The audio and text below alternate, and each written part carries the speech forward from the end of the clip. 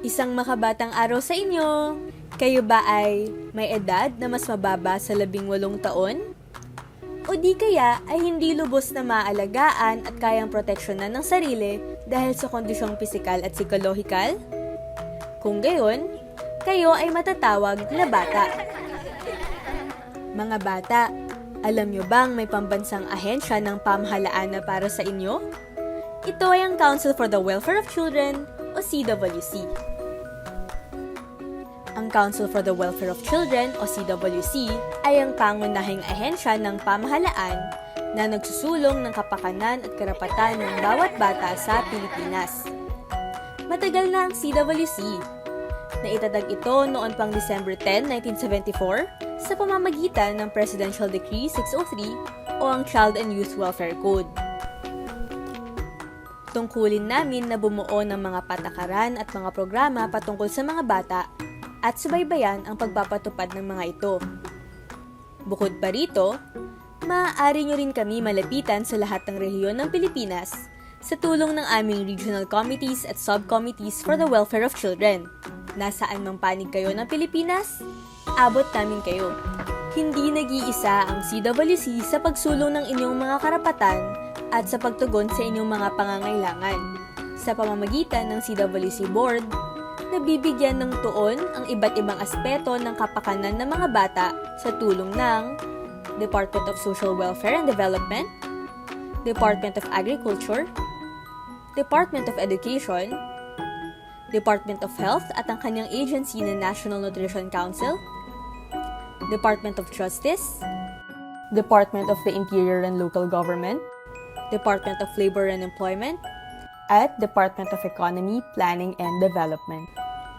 Katuwang din nila ang ex-official members na binubuo ng National Anti-Poverty Commission, Child Basic Sector, Presidential Communications Office, Commission on Human Rights, 2 pribadong mamamayan, at isang child representative.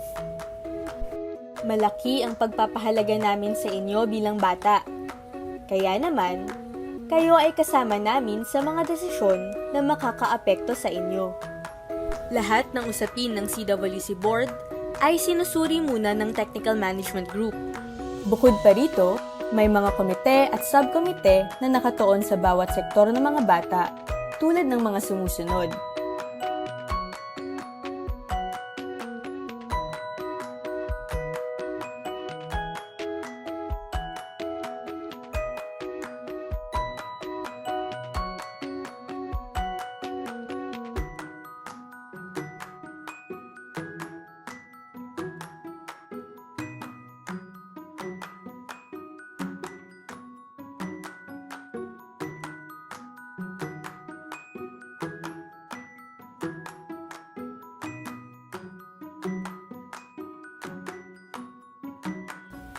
Ang CWC, katuwang ang iba't ibang organisasyon at mga komite, ay nagsasagawa ng mga plano at programa para isulong ang karapatan ng mga bata.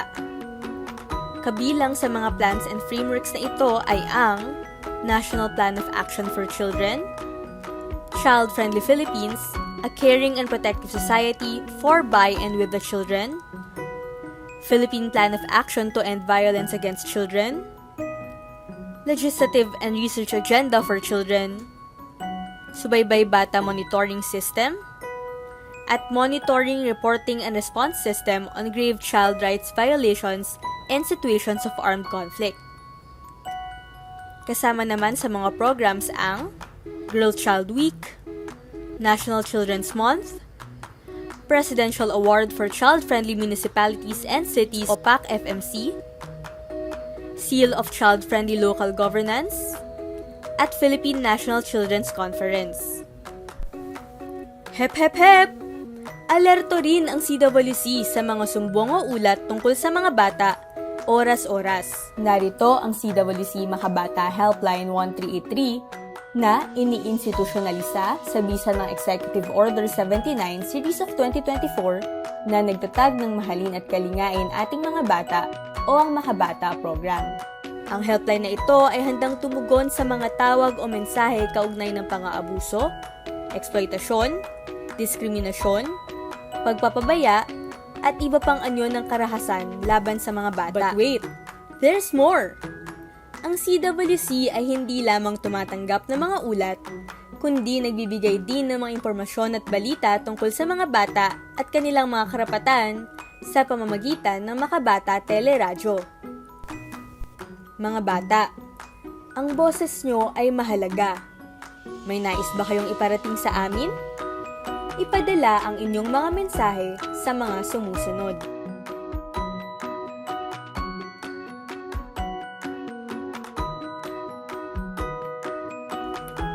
Tandaan, basta bata, CWC ang bahala.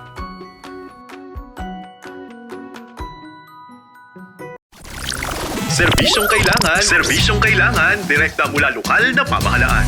Mamangha sa mayaman nating sining, kultura at kasaysayan. Radyo Magazine, 1278 AM. Radyo Pilipinas. Radyo Publiko. Makabata Teleradyo. Basta bata, kumiyang bahala.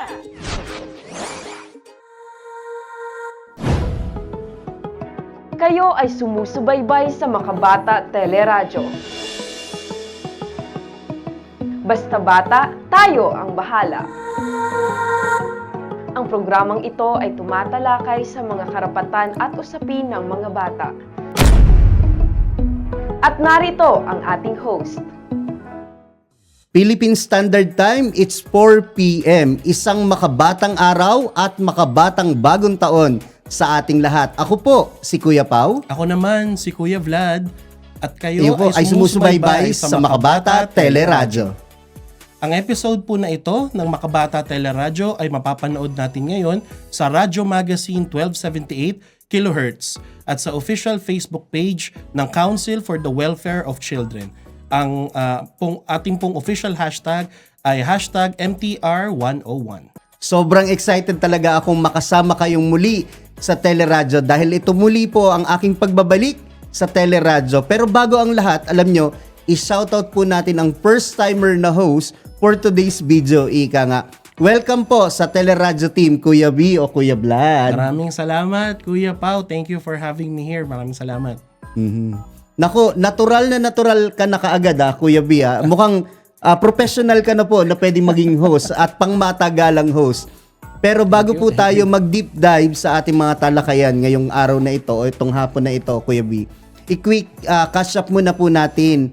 Alam ninyo, nitong nakalipas na mga araw ay nagkaroon na ng pagkakataong magpasukan. Yes. Yan ng mga estudyante. Kumusta kaya yung balik eskwela at balik rutina ng mga bata? No? Ako personally, Kuya B, medyo naninibago ako lalo na ngayong panahon na to. Hindi tayo nag-aaral pero nagtatrabaho tayo. Nga lang, nasanay kasi tayo sa 2 linggo na bakasyon na kung saan gigising tayo ng tanghali. Which is tama, pahinga talaga. At yung pahingang yon, ninamnam natin, definitely. Ikaw po, kumusta ka po ng mga araw na yon? Yeah, oo. Thank you, Kuya Pao. Ako relate ako dyan. Pati yung traffic. Ramdam na rin natin yung pagbabalik nung traffic dahil nga magre-resume na ang ating pasok, ang ating mga klase. Magkakaroon na rin tayo syempre ng movement dito or pagdami ng traffic pabalik sa Manila. Totoo ka dyan. Kasi nga, kung titignan po natin, nung panahon na bakasyon, ay wala tayong mga kasabay na mga estudyante. Actually, wala ring trabaho nun. 2 linggo. Kaya sobrang sulit sa estudyante at sulit din po sa mga nagtatrabaho. Kaya naman po, yung episode po natin ngayon ay pinamagatang Balik Eskwela. Kumusta na ang unang linggo? Parang nakakalungkot yung tanong, pero kailangan natin pag-usapan. Tama, no? Actually, Kuya Pao, tama yan ang pag-uusapan natin ngayong araw na ito. Napansin ko rin yung talaga yung transition. The first week is always the hardest, ika nga, kasi dahil ng bakasyon. And doon pumapasok yung mga adjustments no pagbabalik natin sa trabaho, sa eskwela, at yung biglaang syempre dagsaan din ng mga homework. And of course, titingnan din natin dito yung aspeto ng social aspect, Kuya Pao, kasi syempre hindi natin nakita ng matagal yung ating mga classmate, ating mga kaibigan, at ngayon nagbabalik after a long vacation. Naku, mukhang mahaba-haba at talaga namang napakadami nating pag-uusapan. lalo na po kakatapos lamang ang unang linggo ng January 2026. Oo nga Kuya Pao, ang bilis ng panahon ano. Pero bago 'yan, balikan lang natin, magandang magbalik tanaw din ano sa mga sandali at mga highlights ng ating 100 episode. Naku, alam mo po Kuya Vlad, masaya ako na naging bahagi ako ng Makabata Teleradyo dahil umabot tayo ng 100 episode at ito po ngayong araw na ito po ang 101. Yes. Na sobrang laki na po ng milestone na nagawa po ng Makabata Teleradyo. At ako po ay natutuwa dahil maraming beses na po akong nag-host. Maliban po sa iyo, marami na rin po ako nakasama bang ibang mga host. At especially ang ating pong executive director na si Edie Jello Tapales. Oo nga Kuya Pao, no? Talagang ramdam mo yung malasakit at serbisyo para sa bata. Lalo na yung mga usapan tungkol sa presidential awards, no, natalakayan in our last 100 episode. Yung child-friendly municipality and city or the PAC FMC na presidential awards. And alam mo yung very prestigious, no, yung award na yan. Yung mga bayan na talagang kinikilala natin yung mga child-friendly na mga city and municipality at ina-assess natin kung sila ba ay mayroong mga polisiya, programa para sa proteksyon ng mga bata sa bawat barangay. Tama po yan. Kumbaga, kami po sa ngalan po ni Kuya Vlad ay nagpapasalamat at nagbibigay po ng pagpupugay doon sa mga cities, municipalities na naging bahagi po ng PAC FMC. Lalo na po ang aking napuntahang lugar, ito po yung Luna Apayao. Hello po, congratulations. Hello, Luna Apayao. Opo. At kung titignan din natin Kuya Vlad, ako personally, ang pinakapaborito ko pong segment sa nakalipas na 100 episodes ay yung panahon na nagkaroon kami ng pag-uusap ng museum o ng tinatawag nating Museong Pambata. Wow. Grabe. Nagkaroon kami ng pagkakataong makwentuhan, malaman ano nga nasa loob uli ng Museong Pambata. Ganon din ay ano pa yung ino-offer nilang bago. Kasi sila ay magbubukas pa po ng isa pang lugar sa loob ng Museong Pambata para naman talaga maintindihan ano nga ba ang dinadanas o yung bahagi ng katawan ng isang bata o ng isang tao.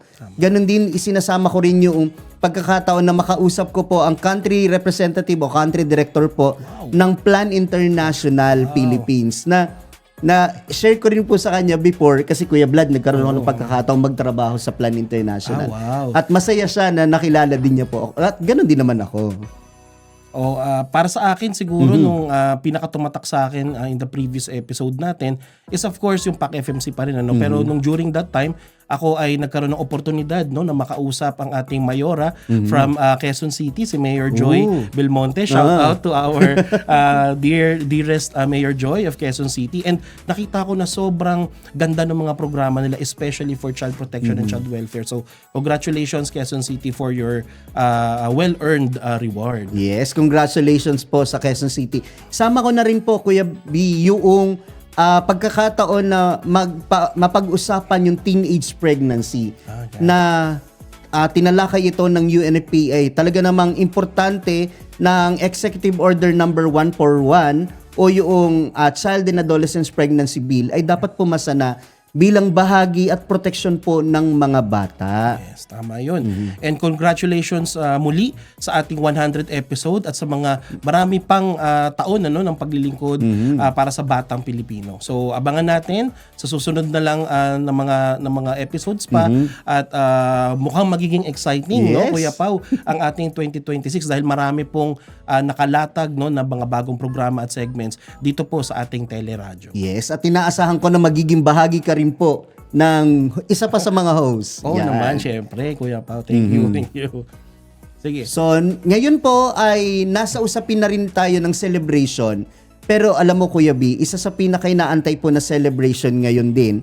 At malaking bahagi kasi ito ng CWC din. Isa sa mga kapatid natin, pero mas nauna sila ng isang taon.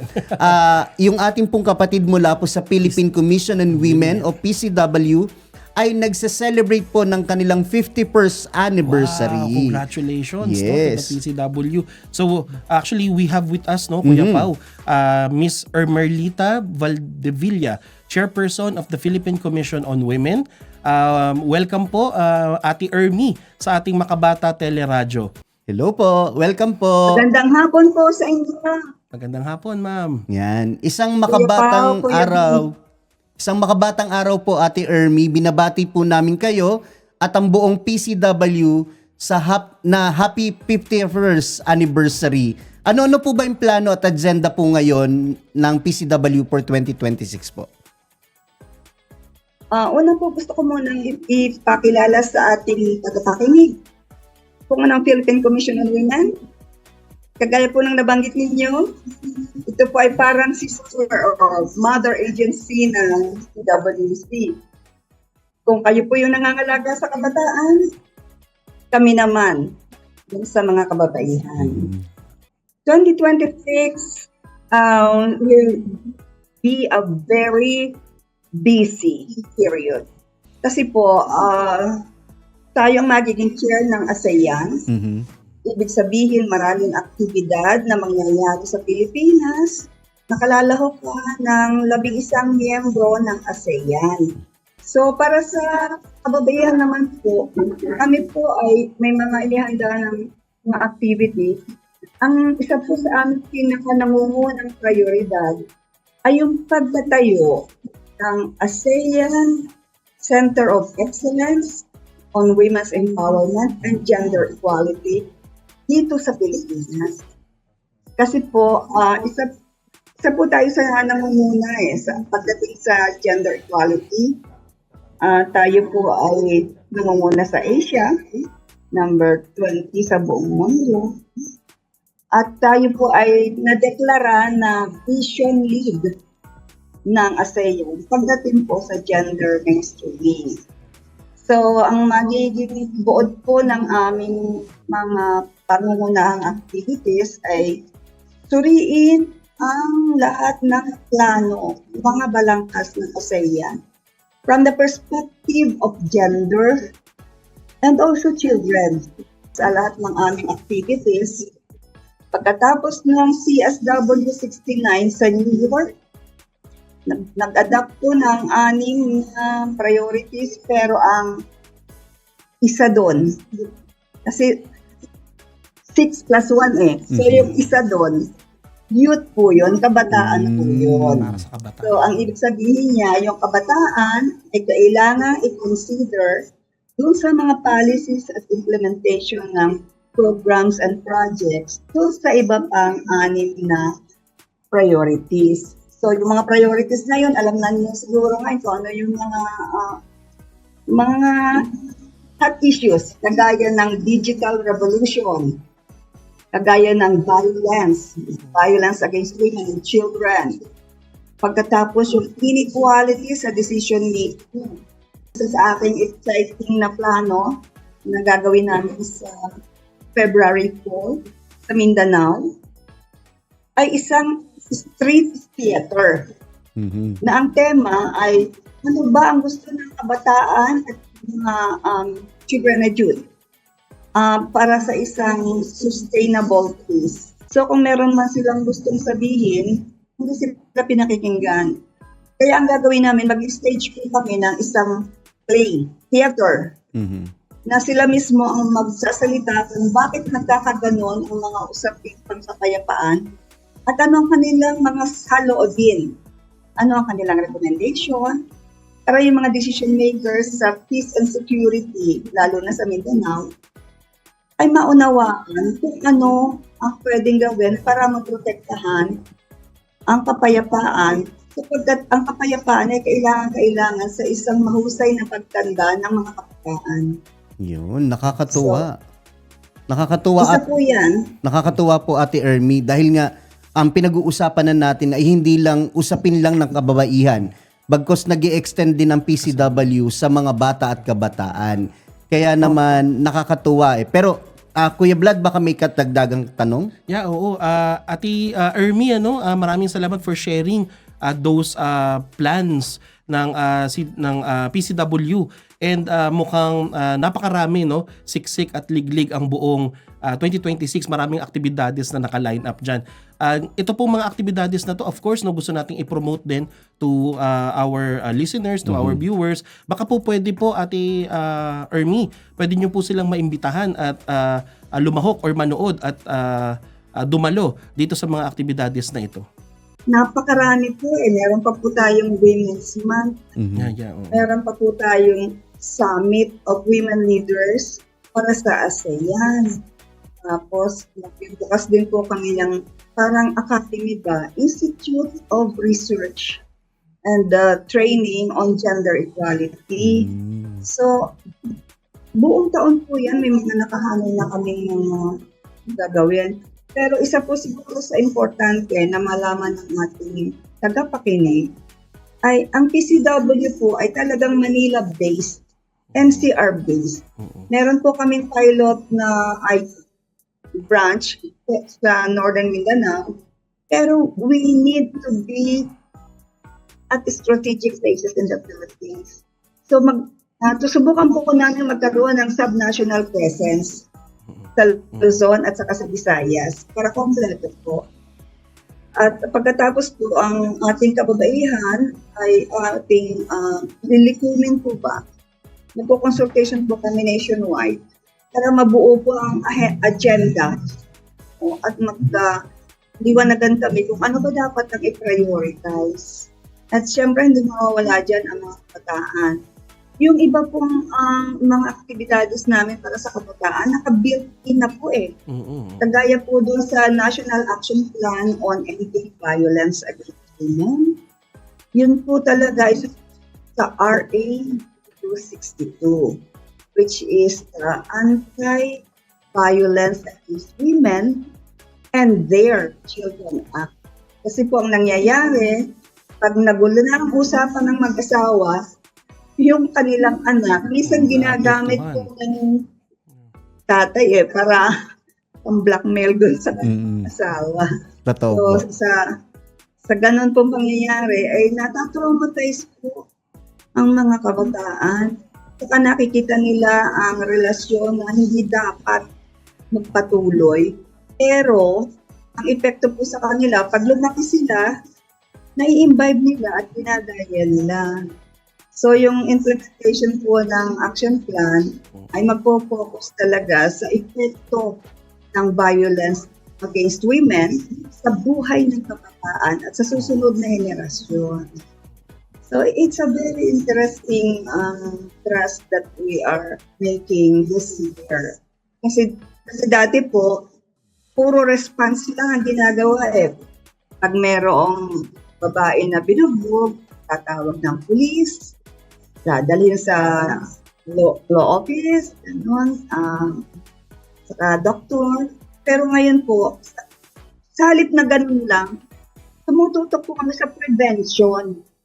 Kasi hindi po tatapos ang violence, may na problema. Kung hindi natin i-prevent, gamutin yung behavior na siya pong nagsusustain sa violence against women. Because violence against women is violence against the family and the children, especially. Tama po yan. Yun, tamang-tama po. Actually, Ate Ermi, talagang importante na naintindihan ng maraming mamamayan at ng mga nanonood at nakikinig sa atin na ang PCW ay maraming mga ginagawang activities at maraming mga aantabayan ng gawain o line-up na mga activities ngayon para sa inyong 51st anniversary. Baka pwede nyo pong imbitahan lahat ng manonood po. Sa ating mga taga-subaybay, mga kabataan, mga kananayan, pati tatay, at sa inyo lahat, sumubaybay po kayo sa Facebook page ng Philippine Commission on Women. Tapos, meron din po ako sarili kong Facebook page kasi doon po kami nag-a-announce. At may mga schedule na kami, doon din po ninyo makikita kung saan namin gagawin. Napakalaki ng plano namin para sa Women's Month. We want to invite 7,000 women and men sa Rizal Stadium, hopefully bringing the President to celebrate our being chair of the ASEAN, the agenda that we would like to push together. Kasi pagkatapos ng ASEAN, ang impact mo dapat sa ating mga mamamayan.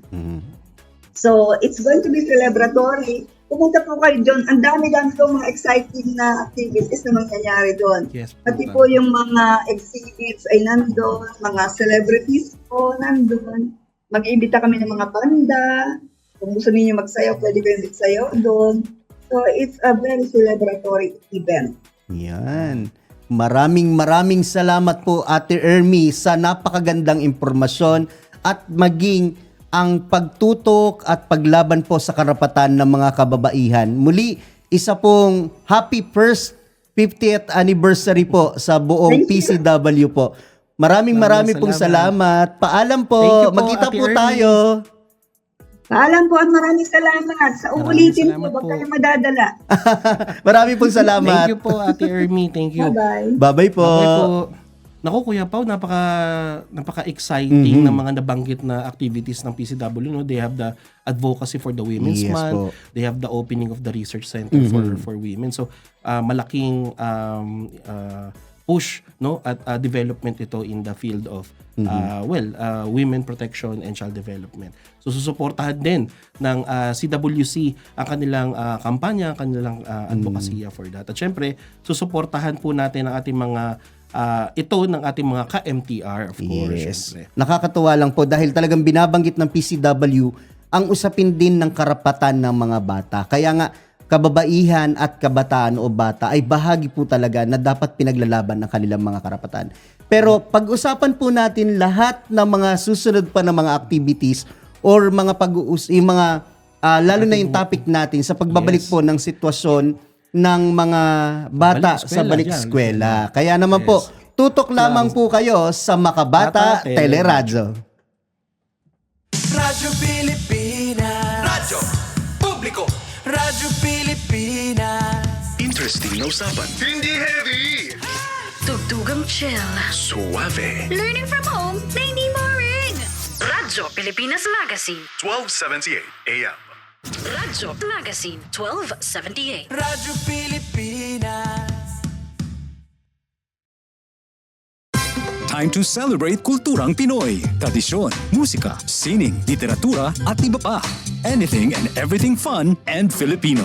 Ito ang Pinoy Kultura.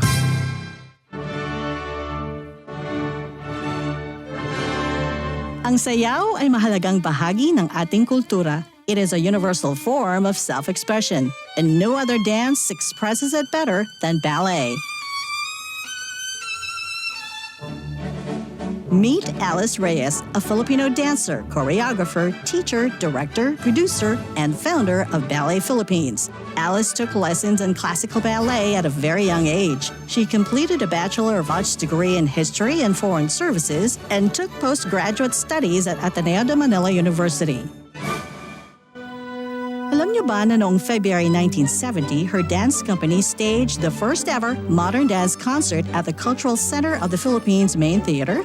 At noong June 2014, si Alice Reyes ay naparangalan ng highest award in the arts ng Order of National Artist of the Philippines. Yan ang Pinoy Kultura because our culture is cool. To know more about their life, work, and contributions, visit the National Commission for Culture and the Arts at ncca.gov.ph. Radyo Pilipinas. Interesting na usapan. Hindi heavy. Tugtugang chill. Suave. Learning from home na hindi boring. Radyo Pilipinas Magazine. 1278 AM. Makabata Teleradyo. Basta bata, kami yung bahala. Nagbabalik po ang Makabata Teleradyo. Kumusta naman Kuya Vlad ang iyong first week ng taong ito? Nako, Kuya Pao, ramdam na ramdam ko yung back to work mode natin. Nakita ko pala yung desk ko, ang dami ng papers. Oo No, sabi nga nga eh. nila, isang linggo pa lang, parang lumipas na ang parang 1 year worth of pagod na. No? So, parang ito, balik trabaho tayo ulit. Oo, sabi nga nila, may kasabihan Kuya Vlad na ang isang taon ay 365 days. Pero ang December to January ay 30 days lamang. Pero ganun pa man, kailangan nating harapin ang katotohanan. Talagang kailangan nating bumangon at ang katanungan, para kanino ka nga ba bumabangon? Kasi mahaba-haba pa rin naman yung naging pahinga natin, pero importante pa rin na itong pagbangon natin ay para sa pamilya pa rin natin at di dapat ito nababaliwala. Kagaya na lang din ng ating topic na balik eskwela. So, nakakatuwang makita at marinig muli ang mga batang pumapasok sa school. Sa iyo ba? Meron ba? May experience ka? Totoo yan, ano? Alam mo, pansin-pansin ko nga. Kasi dun sa amin, merong malapit na school. So, maririnig ko yung mga bata, naghahabulan, nagtatakbo, yung iba naman umiiyak, yung iba ayaw pumasok or gusto pang matulog or magpahinga. So, parang may mixed signals yung ganitong mga mahabang holiday, ano, at bigla ang pagbabalik sa daily routine natin. So ito nga yung tinatawag na first week adjustment. So also nandun din sa atin ngayon yung ating back to school excitement at yung excited pumasok, ipakita yung mga bagong damit, mga bagong laruan, mga gadget, no? Yan yung mga ano natin usually pag sa pasukan sa eskwela, no? At yung mga bagong kwento na experiences at karanasan ng mga bata during the Pasko at bagong taon. And pero syempre, nandyan din ang yung tinatawag nating anxiety, no, Kuya Pao? The kaba, kumbaga, at yung anxiousness sa pagbabalik sa eskwela. Yeah, nakakatuwa naman at tama ka nga dyan, Kuya V. Kung titignan, malaking bagay na ako mas excited ako doon sa kwentuhan ng mga bata. Ano yung natanggap nila? Tapos magkano yung nakuha nila? Magyayabangan tayo ba dyan eh? Yan. Kasi yung mga bata, definitely, itong mga batang ito nakatanggap ng mga regalo. Laruan man, candies man yan, or pera man yan, ay malaking bagay. At normal lang din naman yung tinatawag nating first week jitters. Isipin mo, galing sila sa isang linggong walang sinusunod na schedule. More than a week. More than napakahaba. Parang 2 weeks. Exactly. 2 weeks. Pwedeng magpuyat, gumising ng late, gumamit ng maraming gadgets, maglaro, makipaglaro sa mga kaibigan, tapos biglang kailangan uling bumalik sa dating routine. Parang kagaya natin, tayo sa mga manggagawa, tayo ay nasanay magtrabaho, tapos biglang 2 weeks na walang pasok. Correct. Tapos bigla na lang papasok na. Actually, sa newsfeed ko, sa FB ko, makikita mo, January na pala? January 2 ba? Oo, di ba? Parang wag muna. Normal lang po lahat yan. Lalo na't po yung ating mga nakikita at nararamdaman ay isang normal pong bahagi. Bago po sila na actually hindi na siya bagong pakiramdam, pero kinakailangan nating matuto sa mga bagong lectures, lalo na sa mga bata at kabataan. Maalala mismo yung mga natutunan nila sa mga nakalipas po na pasukan. Yes, at makita na rin mismo nila yung mga klase nila. Tama, no, Kuya Pao. Kaya naman ang mga bata, no, it's okay for us to feel a bit nervous, no, kinakabahan, nervyos. Hindi kailangan perfect yung unang linggo, sabi nga first week jitter. So you do your best, no, you show up to school. And yung unang linggo, ang mahalaga yung willingness natin, yung effort natin na pumasok at to try out the school again, no? Or try to start the learning journey again sa school. Totoo po yan, yung sinabi mo, Kuya Vlad. Pero tandaan din natin, mga kasama sa mga nanonood, marami talagang stressors sa pagbabalik po ng school o pagbubukas ng paaralan. Pero ano't-ano pa man po, itong pong pagbubukas ng pintuan ng paaralan ay bahagi pa rin po ng pagsisiguro na may matututunan po ang mga bata. Kasama na nga rin po dito sa mga inaalala po, definitely ng mga magulang, ng mga nakakatanda, yung balik traffic. No? Nako, isa sa pinakamahirap yan. At masasabi mo nga naman talaga na bakit may ganito kalala ang traffic sa Pilipinas. Pero ano't-ano pa man, ay kailangan pumasok ang mga bata sa paaralan at masiguradong ligtas sila sa biyahe at sa lansangan. Correct, no? Nako, sinabi mo pa, Kuya Pao, yung commute to school talaga, ako personally, no? Kasi mahilig ako maging early bird, palaging early talaga. So ayoko yung nalilate, no? So yung talaga yung madalas na, yan yung pinakaunang nagkukos ng stress sa bagong taon, lalo na sa mga bata, especially yung mga bata na kagaya ko before, na mahilig sa early bird accomplishment. At nandyan yung worry or takot na malate. At syempre, may penalty kasi yung ibang school, no? Pag na-late ka sila or late sila sa klase. Pero kung tutuusin nga po, parang Kuya Vlad, no? Pag habang tumatanda tayo, mas pasensya na, sorry sa wording.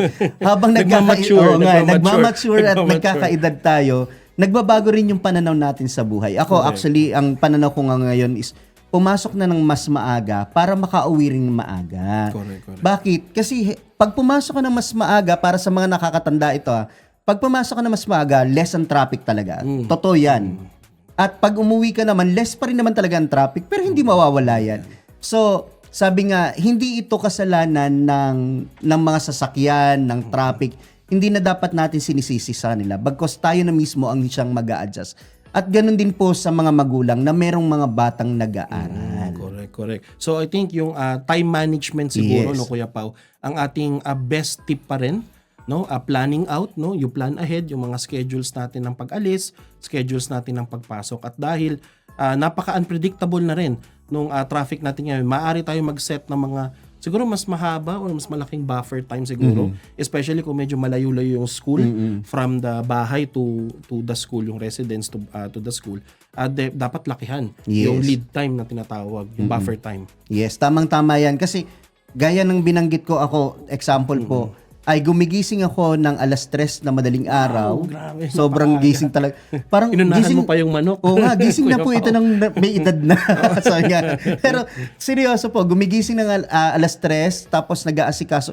Kasi matagal din naman talaga tayo maligo. At alam ko yan, may mga morning rituals tayo. Maaring yung iba sa inyo nagkakape, yung iba sa inyo ito nakatulala lang na ganyan. Pero ako po, morning rituals ko kasi uupo muna, magpapahinga ng konti, tapos syempre magpapasalamat. Tapos maliligo ng 1 oras. Ganun ako tagal maligo. Kaya kailangan ko ng 1 oras.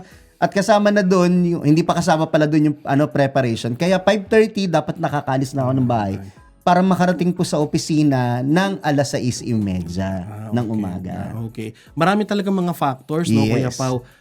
Especially itong first week jitters na tinatawag na hindi talaga natin makokontrol or ika nga beyond our control, ano. So isa pang factor siguro na gusto rin nating usapin, Kuya Pao, is yung klima at panahon. Nako, may forecast ata ang Pag-asa na buong January ay malamig, no? Pero sabi hanggang February pa daw. Hanggang February pa nga. Oo. And very napaka-unpredictable na rin talaga ng panahon natin, no? 'Di ba? Ngayon January, sobrang lamig. Pero may mga times din noong December na sobrang init din, no? Hindi mo makakalain na mainit ang Pasko, kumbaga. At hindi lang tuwing umaga, usually yung lamig ngayong January, hindi lang sa umaga, all throughout. Kaya tayo mga naka-jacket tayo ngayon. Ano? Maliban dahil sa nasa loob tayo ng isang may aircon na establishment, malaking bagay din kung titignan na itong lamig na ito nakaka-apekto sa atin. Oo naman. Tapos gloomy pa yung panahon. So ito yung maulap, no? Madilim, yung maulap. bedtime na sinasabi, yung tulog lang talaga. Bed weather. At napakasarap matulog. Tapos sasabayan pa ng ulan na nagpapahirap pa po sa bawat isa sa atin. Na kapag umulan, definitely hindi ka komportable. Lalo na po ang mga bata. Kaya lagi natin pinapaalalahanan ng ating mga estudyante, magdala po kayo palagi ng inyong survival kit. Maging payong man ito o extra payong, extra t-shirt or short, and at the same time, ang face towel po. Very important. Ako nung elementary ako, face towel talaga ang aking number 1 sa aking survival kit. Tama yan, ano, Kuya Pao. At syempre, hydration. Syempre, yung tubig din, ano, kailangan natin yan. Dahil nga pabago-bago po ang ating panahon, at dyan madalas umaatake ang ubo at sipon. So you need to stay hydrated, you need to stay protected. Nako, pinag-usapan natin ng ubo at sipon. Meron ako niyan. Pero definitely, nagagamot tayo. Kailangan nating actually, hindi lang po basta meds, kailangan po ninyo, lalo na po ang mga bata, na mag-take po ng vitamins. Siyempre, mahirap po na mag-adjust sa unang panahon, unang linggo ng bagong taon. Kaya kahit tayong mga adults ay dapat din nag-a-adjust at nagsiset din po tayo ng goals natin. Speaking of goals, Kuya Pao, kasi dahil New Year ngayon, syempre nandito na yung ating pinaka-modern, no, bagong-bago. Ano ba ang inyong New Year's resolution for 2026? Pero ang tanong muna, naniniwala ka ba sa New Year's resolution? Ako naman ay naniniwala dyan sa New Year's resolution. Pero yun nga, alam natin medyo mahirap yan i-maintain. No? So ako, siguro, New Year's resolution and constant effort, dyan ako naniniwala, kumbaga. Yeah. So let's use our goals, ika nga, to motivate ourselves for the year, whatever is the goal natin or objective natin. Sa akin, importante para naman sa lahat sa atin ito, importante na tumutok na tayo ngayon sa ating kalusugan. Correct. Kasi sabi nga kanina, kagabi may nabasa ako parang health is wealth. Matagal na siyang kasabihan pero marirealize mo siya kapag nakakaramdam ka na ng mga pananakit sa katawan, mga kasukasuan. Pero importante po kasi yung kalusugan hindi yan matutumbasan. Ika nga, wala tayong mabibili sa palengke katumbas ng likod. Di ba? Kapag nananakit ang likod mo, wala yan sa palengke. Correct. Wala kang mabibilihan dyan. Bagkos, importante na alagaan mo. Talaga. Yes. Yes, Alagaan mo talaga ang sarili mo. Maliban dyan, no, that we know that health is very important. It is the wealth that we hold. Maliban dyan, kapag andyan din, of course, yung suporta ng pamilya or yung mga ating mga malalapit na kaibigan, mga mahal natin sa buhay, no? Mas magiging madali yung pag-uumpisa at adjustment natin ngayong taon. And of course, yung pag-adjust din, I'm referring to both adults and the children's din, of course, sa ating mga bata. Pag nagkaroon na tayo ng adjustment, no, for the year as we start the year, ika nga. Tama po. Kaya nga po importante na dapat tayong mga nakakatanda ay nagtuturo din sa mga bata. Best example, ika nga, o role model tayo doon sa paglalatag ng ating mga New Year's resolution. Hindi lang siya basta kasi, Kuya Vlad, actually, ako naniniwala na hindi lang kasi dapat siya salitang palabas. Bagkos meron ka ring ginagawa. Kapag alam mong yung New Year's resolution na inilalatag mo ay hindi siya low-hanging fruit. Medyo pag-isipan mo maigi, baka hindi ka agad-agad siya. Baka pang matagalan siya. Gawin mo muna yung pinaka-importante. Tsaka yung siguro kuya, pag magsiset ka rin yung medyo realistic. Yes, totoo. Ako, personally, ang New Year's resolution ko is to join more voluntary works, no? Yung sa Red Cross, yung sa mga foundations, no? Walk for Cancer, mga ganun. Kasi gusto kong sumali parate, no? Every year nakikita ko yan, pero pagdating sa bahay tinatamad, no? Totoo. Minsan tatawagan mo na lang yung mga organizers, mga wala ka pa ng gana. So ngayon for this year, that's my resolution. Ikaw ba, Kuya Pa, what's your... Sa akin po, actually, gaya ng binabanggit niyo, health is wealth. So nag-start uli ako mag-bike kasi isang taon din ako hindi nagbabike. So kailangan kong actually sabi nga ng doktor, okay lang naman na maglakad ka. Pero importante pa rin na talagang lumalabas yung pawis mo sa katawan kasi yun yung mga toxic na dapat tinatanggal. Kaya hindi man ako masyadong nakakapag-exercise pero nagbabike, yun naman, grabe naman po. Kaya po sa lahat po ng mga nanonood at na mga nakikinig po, importante po, tayo na rin bilang mga nakakatanda ay dapat ginagabayan talaga natin ang mga bata. Kaya naman po, ang Council for the Welfare of Children ay nandito upang magbigay ng serbisyo sa bawat bata at kabataang Pilipino. Tama yan, Kuya Pao. Kaya maliban, no, sa ating pamilya, kaibigan, nandito rin ang mga ate at kuya ninyo mula sa CWC. So we are here to serve, no, yung ating mga kabataan and of course, yung ating mga magulang. Sama-sama nating harapin po ang at pagtagumpayan ang buong 2026, itong bagong taon na ito. Yes, syempre, Kuya B, nandito tayo para sa kanila at ito na nandito na rin, definitely. Alam mo, actually, Kuya V, sobrang tagal naming hindi din nakita, o ako, personally, hindi ko nakita itong segment na ito ni Ate Sel para magbigay ng importanteng balita tungkol po sa balik eskwela. Kaya naman po, para sa lahat ng mga excited na makilala at makita uli si Ate Sel, panoorin po natin ang Children's News.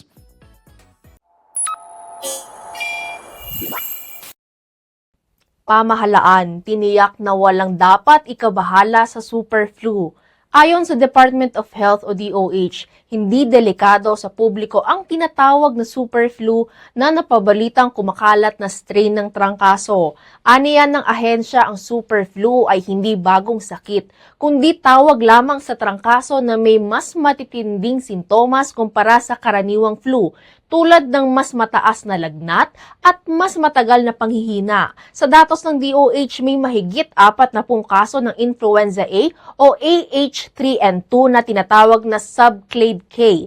Lahat ng pasyente ay gumaling at wala ni isang malubhang kaso o pagkamatay na naitala. Karamihan sa mga kaso ay natukoy sa Metro Manila at bahagi ito ng regular na disease surveillance ng bansa. Nilinaw rin na normal ang mutation ng virus at hindi ito otomatikong nangangahulugang mas mapanganib.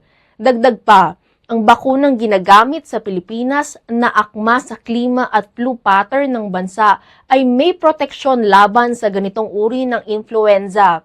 Gayunman, pinaalalahanan ang publiko lalo na ang mga magulang at tagapag-alaga ng bata na huwag maging kampante.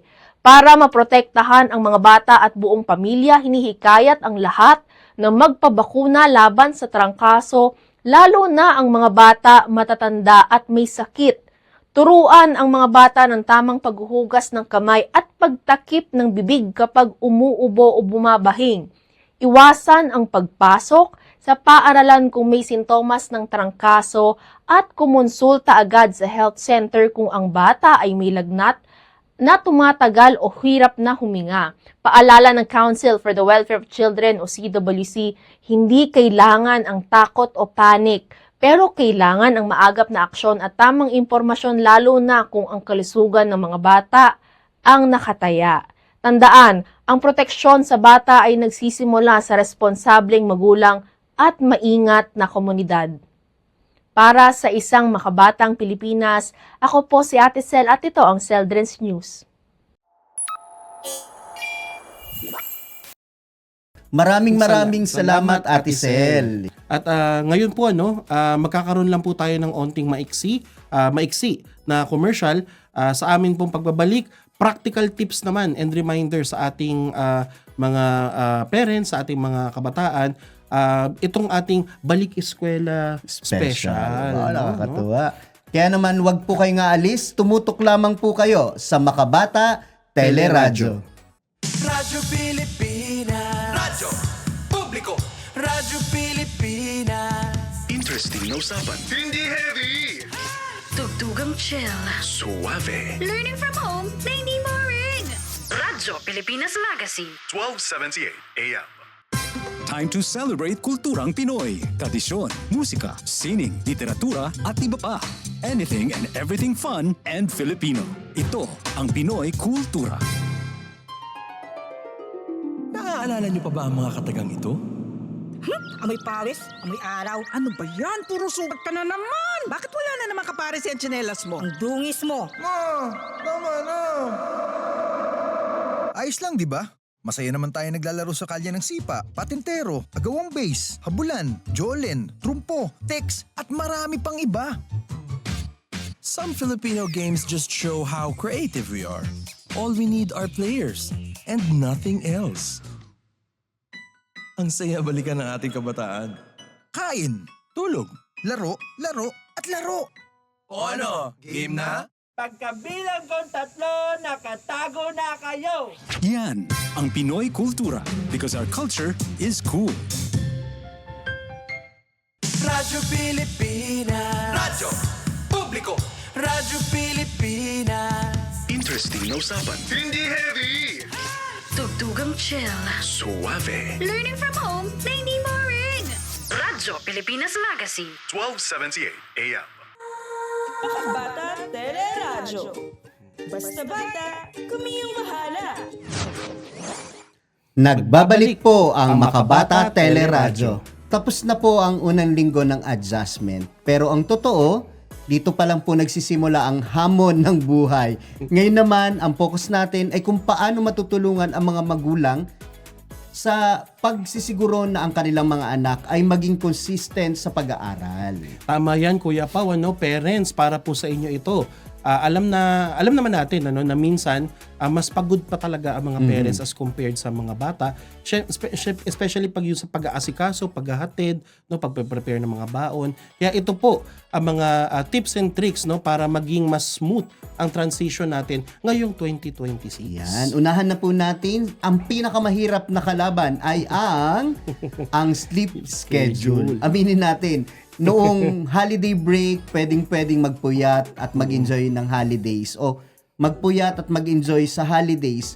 Pero ngayon, kailangan na silang bumalik sa tamang oras ng pagtulog. That's right, Kuya Pao. I know it's going to be a hard transition kasi nasanay yung mga bata 2 weeks, tuloy-tuloy na bakasyon at paglalaro at pagsasaya. Pero ang payo po namin sa mga parents is idahan-dahan na po nating ibalik or i-transition yung ating mga anak dun sa ating regular sleep schedule.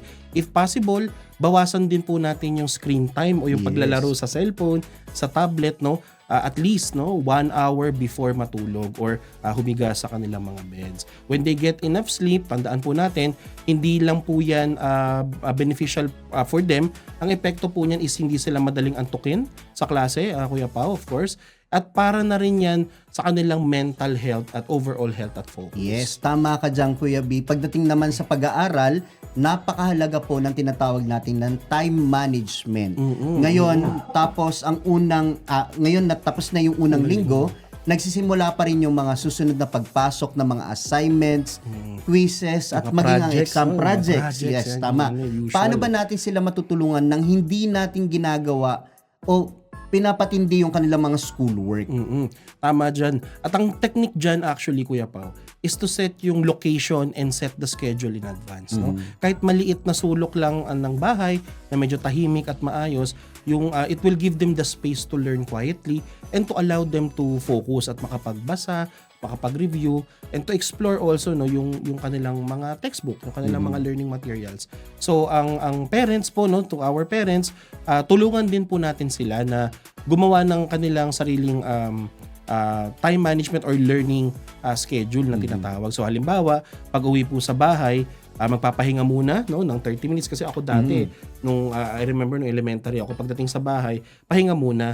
Tapos unti-unting magbibihis, and then later on magmimerienda, nakakain syempre, and then doon na magsa-start ng work sa mga assignments, sa mga projects, o ganyan. So at least 30 minutes kumain muna, magpahinga bago po sila pag-umpisahin or mag-umpisa sa kanilang mga homework. So tatandaan po natin mga parents, consistency is the key here, So dapat po everyday po natin yan unti-unti ita-transition natin sila pabalik doon. So kapag nagkaroon na po ng routine or medyo nasanay na yung ating mga anak, mas magiging independent na sila. Well, at least in our experience, kasi nung ako nag-aaral, ganyan yung pagpapatakbo sa amin ng aming nanay at tatay.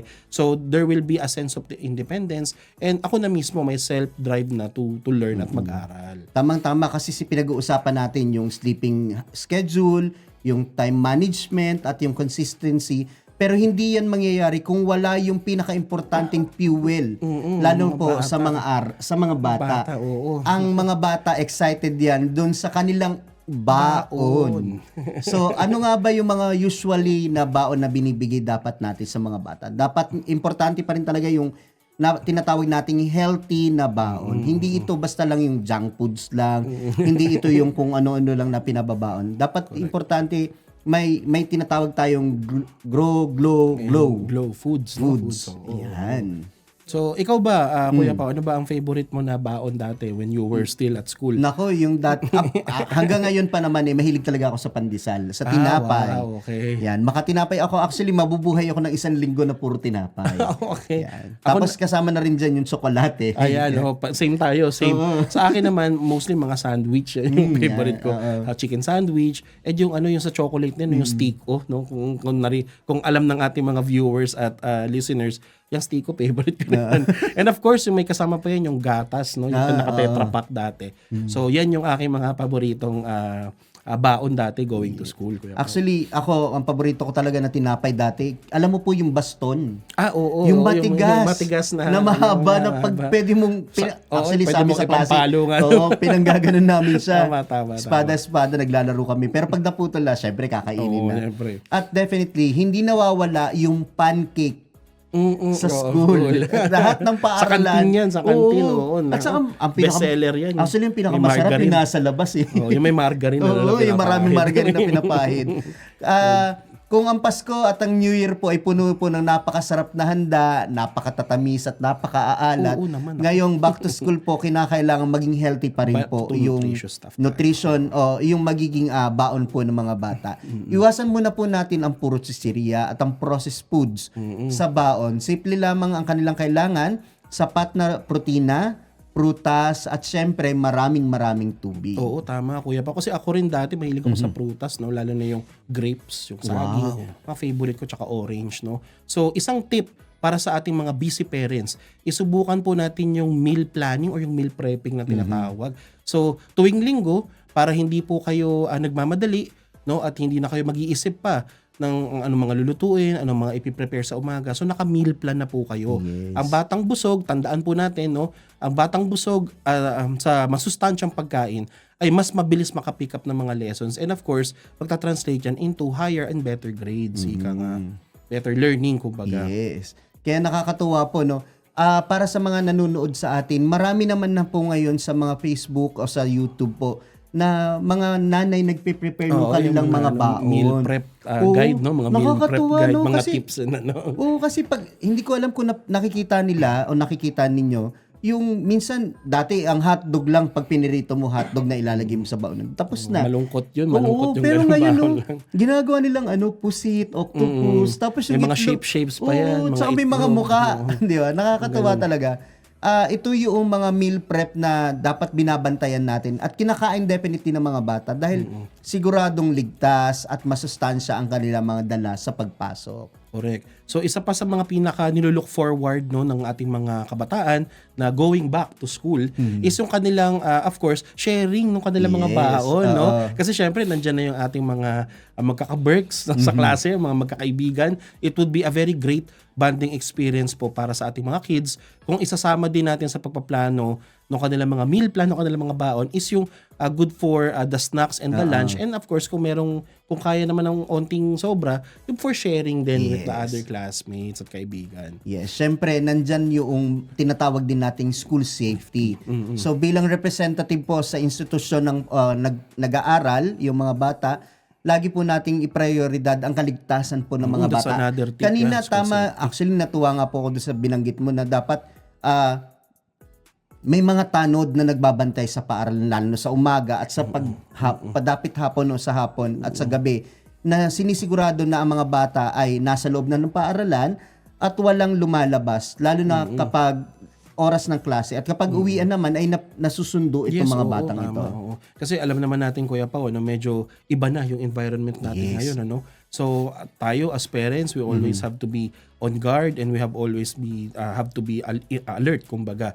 At yung mga parents, no, papaalalahanan din po natin yung ating mga anak tungkol dito sa mga basic safety rules. So magandang tips din po ito, no, para makapag-adjust ang ating mga anak sa school is they also have to learn or they have to know or at least ipaintindi sa kanila yung mga basic safety rules na huwag makipag-usap, no, sa mga hindi kakilala, sa mga strangers, ika nga. May yan, yung stranger danger, di ba? Yes. So pag hindi nila kakilala at gusto silang kausapin, syempre iiwas sila dapat doon. Palagi rin tayo dapat dumaan sa mga pedestrian crossing, Kuya Pao, kasi karamihan ng mga schools natin usually nasa sentro ng mga city. So very busy, may mga sasakyan, may mga tricycle, mga naghahatid, school service.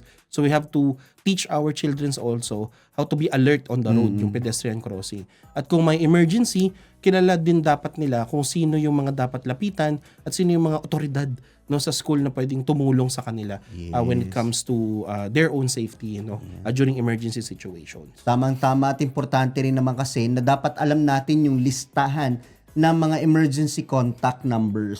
So sa paaralan, definitely meron yan. So dapat yung mga bata ay natuturuan. Tayong mga nakakatanda ay dapat nagsasabi at nagpapaalam sa mga bata, sa mga estudyante na ito yung emergency contact numbers, sino yung pwede mong lapitan, tama yung binanggit mo po. At definitely, dapat nakahanda rin tayo bilang mga nakakatanda sa tinatawag nating emergency survival kits. Tama, Hindi lang Kuya ito Pao. basta payong, damit, dapat meron kang emergency kit kasi Mga lalo na sa essentials yun, essentials yan lalo pa na sa sa mga panahon anak po na natin, bigla na lang bumabagyo, bumabaha, lumilindol. Naku, So yung importante na may emergency kits yung ka. pagpa-participate din siguro, Kuya Yes. Pao, sa emergency drills, no? I'm Yes. sure ang mga schools natin, ang DepEd, alam ko may polisiya na po on that, na talagang nagpa-practice, no? Iniinsayo rin yung ating mga kabataan on how to participate and to take seriously yung ating mga earthquake at fire drills. Yan. So, mga parents, no, again, paalalahanan po natin yung ating mga anak tungkol dyan. And of course, that's right, no, yung kanilang safety is the number one priority. It's our first priority naman always. So, sa pagtutulungan ng ating mga magulang, ng mga eskwelahan, no, yung mga otoridad sa ating school, masisiguro po natin na hindi lang magiging matalino yung ating mga kabataan, kundi malusog at ligtas din sila, Kuya Pao, syempre. Kaya naman, ngayon po ay sasamahan tayo ni Ate Jules at ni Kuya Paul para sa kanilang panayam kasama mismo ang mga bata para naman sa tinatawag nating Kids-Clusive. Kids-Clusive, pasok! Kids-Clusive. Magandang araw, Kids-Clusives! Welcome sa panibagong episode ng Kids-Clusive! Ako si Ate Jules at meron lang tayong ilang child participants mula sa Aurora A. Quezon Elementary School dito sa Quezon City. Maaari niyo po bang ipakilala ang inyong sarili? Hello po, ako po si George. Ako po si Brent. Ako naman po si Glenn. Ayan, maaari ko ba itanong anong grade niyo na? Grade 6 po. Grade 5 po. 6 rin po. Ayan, magkakaiba din pala kayo ng grade level sa elementary. And dahil nga back to school na tayo matapos ang ating mahabang bakasyon dahil sa Pasko at Bagong Taon, kakamustahin lang namin kayo kung ano yung kalagayan nyo or kung ano yung karanasan nyo during nung inyong bakasyon, di ba? So, meron lang tayong ilang katanungan. Unang tanong, kamusta yung pakiramdam nyo ngayong bumalik na kayo sa school pagkatapos ng bakasyon? Masaya po kasi na-meet ko na po ulit yung mga friends ko tsaka teachers po. Masaya din po dahil na-meet ko din yung mga friends, classmates, teachers. Pero malungkot din po ng onti dahil matagal ulit makikita yung mga relatives sa probinsya. Masaya po na may pagka-excited kasi after a long holiday po, bumalik na naman po kami sa paaralan. Na-meet ko na rin po yung mga friends, classmates, and teacher ko po. And ngayon 2026 din po, I hope everyone is off to a good start. More achievements, improvements, good focus, and lahat po ng minanifest po natin ng New Year sana mag-come true po. Ayan, maraming salamat sa inyo. Kahit ako din nakaka-relate ako kasi umuwi din ako ng probinsya nung holidays and ngayong nakabalik na muli dito sa Maynila is nakakamiss naman talaga yung mga nakasama natin lalo na at nag-enjoy tayo sa ating time with our family and friends. Para sa pangalawang nating tanong, gamit lamang ang isang salita, kamusta naman yung naging school break nyo? Masaya po. Masaya? Masaya rin po. It was a thrill po. A thrill, ayan. Okay, para sa pangatlong tanong, ano naman yung pinaka-na-miss nyo sa school habang bakasyon? Marami ba kayong na-miss? Na-miss ko po syempre po una po yung mga classmates ko. Yung bonding po namin sa room.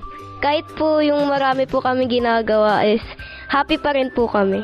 Yung mga friends, best friends, yun pa yung mga na-miss ko dahil sa chat lang naman po kami nagko-communicate kung hindi po sa school eh. Classmates, teachers, and friends ko po. And to be honest po, na-miss ko po yung madaming schoolworks kasi po sa bahay medyo wala po akong nagagawa eh.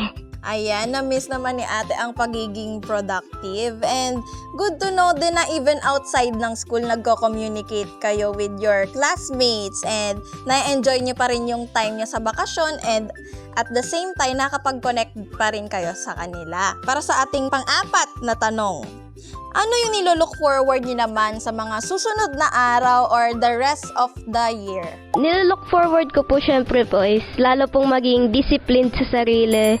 Lalo po sana akong ganahan makapag-aral and sana po mas lalo pong tumaas yung confidence ko sa sarili ko.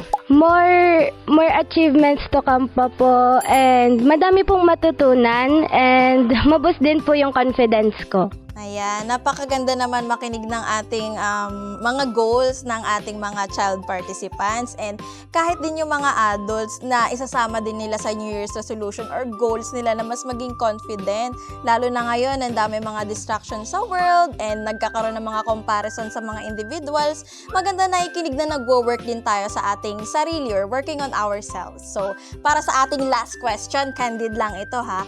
Gusto lang namin tanungin kung may tips ba kayo para sa ibang mga estudyante kung paano nila pagkakasyahin yung mga natatanggap nyong allowance sa parents niyo. Kapag binigyan po tayo ng mga parents po natin ng allowance natin for school, kapag meron pong gustong bilhin, yun lang po. Tapos kapag may sukle, i-save up na rin po natin yun.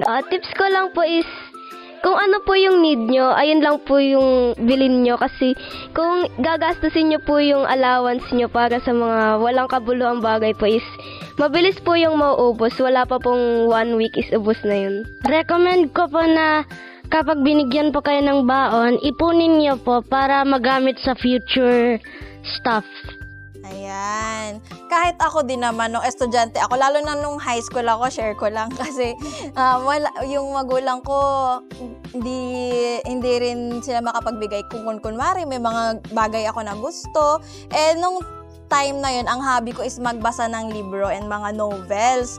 So, ang ginagawa ko, nagtitipid ako pag mga recess para makapag-ipon and mabili yung mga gusto kong libro. Ayan. Kaya maganda rin na may goal din pala kayo na babudget nyo yung inyong pera para in the future, magamit nyo din sa inyong mga kagustuhan. Bago tayo tapusin natin itong episode, meron po ba kayong mga mensahe para sa inyong mga kapwa estudyante? Message ko lang po sa kanila is, stop bullying po kasi kapag nambubuli po tayo, maaari po tayong makasakit ng damdamin ng iba. Be friendly po, wag po tayong mga away ng walang dahilan. Stop bullying. Bullying po is a bad action and it causes harm for others. Stop bullying din po kasi it's bad to bring others down than to help them boost their confidence and help them with their everyday routines. And always remember po na be a friend, not a bully. And words also cut deeper than a knife. Kaya stop bullying po. Ayan, napakaganda naman talaga ng kanilang mga naging mensahe. And sa mga nakikita natin sa balita, nakaalarma naman talaga na ang daming recent cases ng bullying, di ba? And maganda na nakikinig natin mula sa estudyante mismo na nag-aadvokasya sila laban sa bullying. And sa part naman ng ating mga stakeholders, ng inyong mga ate at kuya, lalo na sa DepEd, gumagawa din naman sila ng mga polisiya para matulungan na ma-ensure na safe and motivating yung learning environment para sa lahat. And in relation naman dyan, alam nyo bang meron tayong plataforma kung saan pwede tayo mag-report ng any bullying or any child abuse na case. Ito yung ating tinatawag na 1383 Makabata Helpline. So if may mga concern katulad ng bullying, pwede natin itong i-report. And meron silang messenger, meron silang pwedeng tumawag sa 1383 at meron din silang website. And para sa mga nanonood po, pwede po kayo mag-report sa Makabata Helpline 1383. Bago po tayo magpaalam, nais pong magpasalamat ng Council for the Welfare of Children, especially ng Makabata Teleradyo, kay Principal Chelma or si Miss Chelma para sa pag-allow po ng aming pagpanayam dito sa inyong eskwelahan. At dahil dyan nagtatapos ang Kids Exclusive! Kids-clusive. Yun. Nakakatuwa, no? Ang gagaling ng mga bata sumagot. Ang cute nila. Yes. Napaka-cute ng mga bata. Tapos yung mga tanong nila, napakalalalim. At yung mga pagsagot, no? Nakakatuwa. Meron diyang tanong na na-miss mo ba yung nagtanong, na-miss mo ba yung friend mo? Ang sagot, syempre, opo. Napaka-cute. It's very refreshing, ika nga, Kuya Pao. Actually, sabi nga nila, na kapag gusto mong maging masaya, kumausap ka lang ng bata. Tama. Para naman masiguro mo na yung pagiging bata mo ay hindi nawawala. Actually, yan din po ang kasabihan ko, lalo na kapag nagkakandak ako ng mga session, na siguraduhin nyo na ang pusong bata ay hindi pa rin nawawala sa inyo. Ito yung tinatawag na Little Prince. Yes, the child at heart. No? Yes. Keep that child at heart. Okay. Kaya naman, magkakaroon lang po tayo ng maiksing commercial break. Sa aming pong pagbabalik, mga tunay na kwento ng mga bata at kabataan ang ating maririnig. Kaya naman po, tutok lamang po, magbabalik po ang Makabata Teleradyo. Radyo Pilipinas. Radyo Publiko. Radyo Pilipinas. Interesting na usapan. Hindi heavy. Tugtugang chill. Suave. Learning from home na hindi boring. Radyo Pilipinas Magazine. 1278 AM. Time to celebrate kulturang Pinoy. Tradisyon, musika, sining, literatura at iba pa. Anything and everything fun and Filipino. Ito ang Pinoy Kultura. Uso pa ba ang harana? Tanong ng isang OPM song. Alalahanin nga natin itong napakagandang Filipino tradition of courtship through song.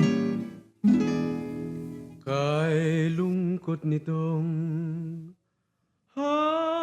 hating gabi, It's difficult to know exactly kung kailan nag-umpisa ang harana sa Pilipinas, but it was quite popular across Philippine provinces in the 1930s. For the benefit of the younger generation, harana is an old Philippine tradition of courtship where a man serenades a woman. Kaya ngayon ako'y lubhang naninimdim. Inihahayag ang nilalaman ng puso in a sweet rhythmic song with impassioned lyrics. Standing underneath her window at night, alone with his guitar, kung minsan may kasamang kabarkada na tutulong sa pagkanta o paggitara, susuyuin ang dalaga na dumungaw sa bintana and listen to his love song.